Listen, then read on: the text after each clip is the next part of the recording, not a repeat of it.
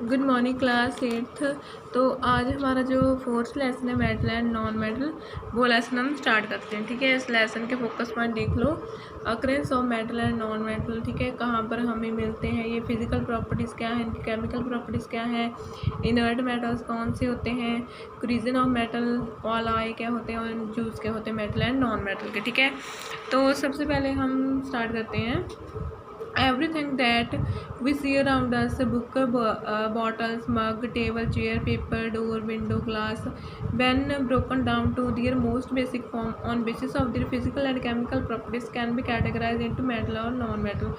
This make it important for us to learn about metal and non-metal. ठीक है, हमें पता है कि जो भी हमारे आसपास जितनी भी चीज़ें होती हैं, ठीक है, तो जब हम उनको ब्रेक कर कर देखते हैं तो किस चीज़ से बनी है। ठीक है, तो इनका एक ही रिज़ल्ट होता है कि कई चीज़ें मेटल से बनी होती हैं और कई चीज़ें नॉन मेटल से बनी होती हैं। ठीक है, तो अगर हमें मेटल और नॉन मेटल के बारे में पता होगा तो इनमें हमें डिफ्रेंशिएट करना इजी होगा। ठीक है,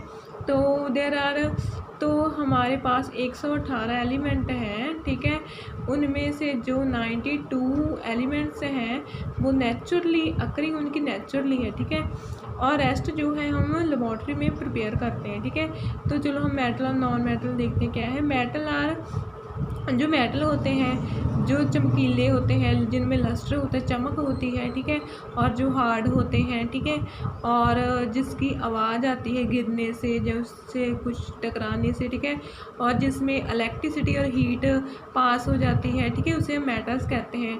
like iron, copper, silver, gold, tin. ठीक है, नॉन मेटल क्या होते हैं, जो नॉन लस्ट्रस होते हैं, जिनकी चमक वगैरह नहीं होती और जो ब्रिटल होते हैं, टूट जाते हैं जो। ठीक है, और जिनमें जो हीट और जो बिजली होती है वो पास नहीं होती है, पुअर कंडक्टर ऑफ हीट और इलेक्ट्रिसिटी के होते हैं ग्रेफाइट के बिना।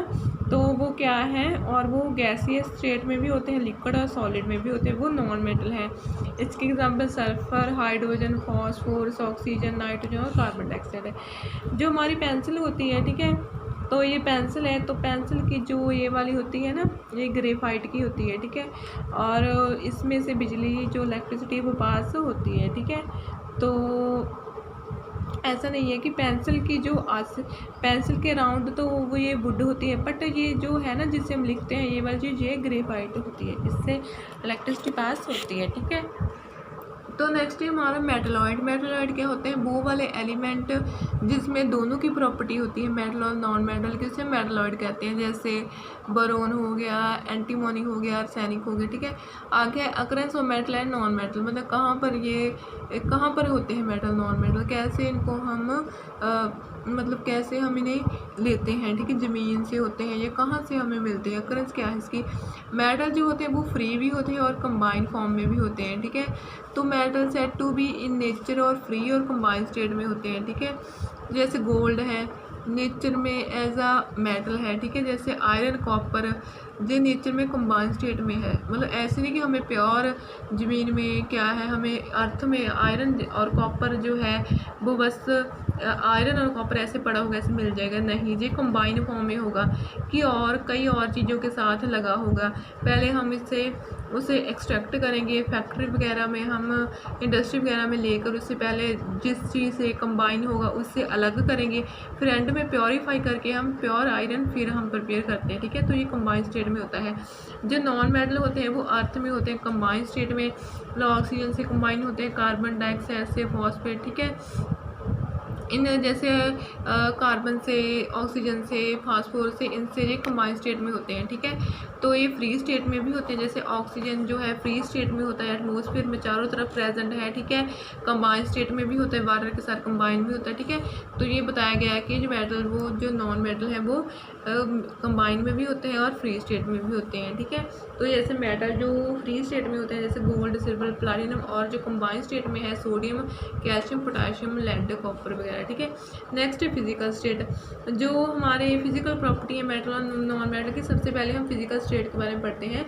मोस्ट मेटल सॉलिड है रूम टेम्परेचर। ठीक है, जो मेटल होते हैं वो जैसे हमारा ये रूम टेम्परेचर है, ठीक है, तो वो सॉलिड होते हैं। ठीक है, तो वो गैसेस फॉर्म में नहीं होते। पर जो नॉन मेटल है वो सॉलिड भी होते हैं और गैस फॉर्म में भी होते हैं। जैसे ऑक्सीजन क्या है, नॉन मेटल है, वो गैस फॉर्म में प्रेजेंट है, और जो कार्बन होता है वो एटमॉस्फेयर में सॉलिड फॉर्म में भी होता है। ठीक है, जो मेटल है वो क्या है, सॉलिड होते हैं रूम टेम्परेचर पर, और जो नॉन मेटल है वो सॉलिड भी होते हैं और गैस फॉर्म में भी होते हैं। Next malleability. मेलेबिलिटी क्या होती है, मेटल, जब हम मेटल को जैसे हैमर के साथ उस पर जब हम हैमर के साथ उसे ऐसे मतलब प्रेशर वगैरह, दबाव वगैरह, जैसे हम हैमर के साथ उसे कूटते हैं, जैसे हथौड़े के साथ हम उसे ऐसे पीटते हैं, तो वो शीट में कन्वर्ट हो जाते हैं और फॉइल में कन्वर्ट हो जाते हैं, वो टूटते नहीं हैं, ब्रोक नहीं होते जब। ठीक है, तो जो प्रॉपर्टी होती है मेटल की, जिससे वो हैमर के साथ हम उसे शीट में कन्वर्ट कर सकते हैं, उसे जैसे हम उस पर प्रेशर डालकर, ठीक है, तो उसे मेलेबिलिटी कहते हैं। जैसे गोल्ड, सिल्वर, एल्युमिनियम वगैरह, ठीक है, वो मेलेबल है, मेटल है। ठीक है, तो हम इसे थिन शीट में कन्वर्ट कर लेते हैं। जैसे sugar cube size chunk of gold है, ठीक है, उसे हम शीट में कन्वर्ट कर लेते हैं। और जो फुटबॉल को फील्ड होते हैं उसे कवर करने के लिए यूज़ करते हैं। एल्युमिनियम को हम फॉइल में यूज़ करते हैं, जैसे हमने फूड वगैरह पैक करना होता है तो एल्युमिनियम की फॉइल यूज़ करते हैं, चॉकलेट वगैरह रैपर को। ठीक है, जो नॉन मेटल होते हैं, जब हम उस पर प्रेशर पाएंगे, हैमर के साथ उसे पीटेंगे, कूटेंगे हैमर के साथ, ठीक है, तो वो टूट जाएंगे। ठीक है, वो शीट में नहीं कन्वर्ट होंगे, वो ब्रिटल हो जाएंगे, ठीक है, टूट जाएंगे। और जो प्रॉपर्टी है नॉन मेटल की, ठीक है, जो सॉलिड नहीं रह सकते, ठीक है, अगर हम हैमर के साथ इस पर प्रेशर पाएंगे तो इसे ब्रिटलनेस कहते हैं। ठीक है, तो ये टूट जाते हैं। जैसे ऑक्सीजन और हाइड्रोजन है, जो गैस फॉर्म में होती है, पर जो नॉन मेटल, जैसे इसमें एक केस है, जो हाइड्रोजन है और हमारी है ऑक्सीजन है, वो गैस होती है। ठीक है, गैस स्टेट में होती है। और जो ब्रोमीन होता है वो लिक्विड में होता है। ठीक है, तो जो ये प्रॉपर्टी, जो ब्रिटलनेस की प्रॉपर्टी है, ये प्रॉपर्टी शो नहीं करता है। ठीक है, क्योंकि हम इसे हैमर के साथ, जो सॉलिड होगा उसे ही हम पीट सकते हैं ना हैमर हथौड़े के साथ, जो गैस फॉर्म में और जो लिक्विड फॉर्म में उसे कैसे हम हथौड़े के साथ पीटेंगे। ठीक है, तो ये ब्रिटलनेस है, ये प्रॉपर्टी इन पर लागू नहीं होती, बट ये है नॉन मेटल। ठीक है, नेक्स्ट प्रॉपर्टी है हमारी डक्टिलिटी। ठीक है, डक्टिलिटी क्या होती है, property of enable metal to be drawn और स्ट्रेच इनटू, जब हम मेटल को थिन वायर में कन्वर्ट करते हैं उसे हम डक्टिलिटी कहते हैं। जैसे gold, silver known to best ductile metal है। ठीक है, जैसे 100 gram of silver can be draw into thin wire of about 200 metre long. ठीक है, जो हमारा देखो, जो 100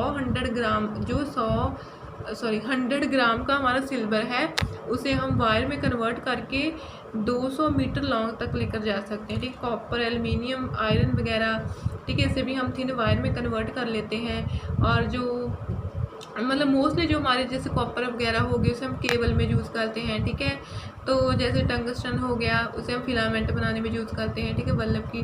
तो मेन इसमें डिफरेंस क्या हो गया, जो हमारी मेलेबिलिटी होती है उसे हम हैमर के साथ, जैसे हम उस पर पीटते हैं हथौड़े के साथ, उसे हम थिन शीट में कन्वर्ट करते हैं।